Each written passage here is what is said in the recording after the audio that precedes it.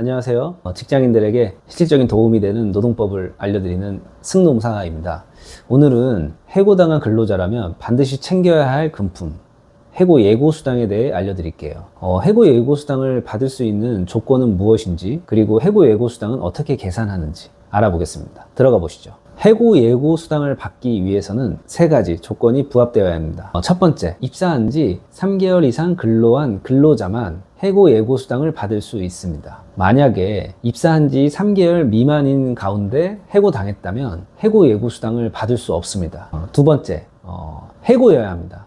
많은 근로자들이 해고와 공고사직을 헷갈려 하는 경우가 많습니다. 해고는 사업주가 일방적으로 근로관계를 종료하겠다는 통보입니다. 즉, 특정일을 지정해서 이때까지만 하고 나가 라는 말이죠. 반면에 공고사직은 회사가 퇴사를 권유하고 근로자가 이에 동의하는 경우에 성립합니다. 공고사직은 해고가 아닙니다. 그러니까 해고 예고수당을 받을 수 없죠. 실제 현장에서 해고 예고수당과 관련해서 실제 해고인지 공고사직인지 자발적 퇴사인지 항상 문제됩니다. 해고 예고수당을 받기 위해서는 본인이 해고당했다는 증거 자료를 확보하셔야 돼요. 셋째, 해고 예고수당은 해고일 기준으로 적어도 30일 전에 해고 예고를 하지 않으면 지급해야 되는 금품입니다. 만약에 해고일 이전 29일 남겨놓고 해고 예고를 하더라도 하루가 모자라기 때문에 해고 예고 수당을 지급해야 합니다. 그러면 30일은 어떻게 계산할까요?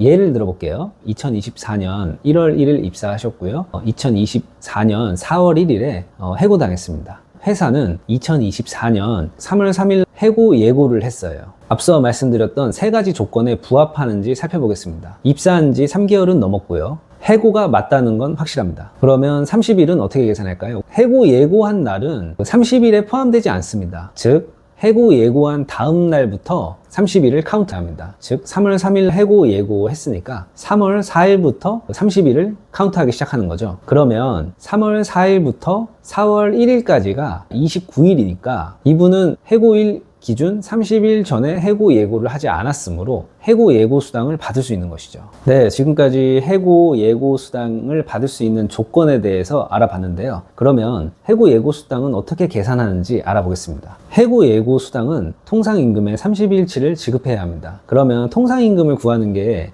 해고 예고 수당의 핵심이겠죠.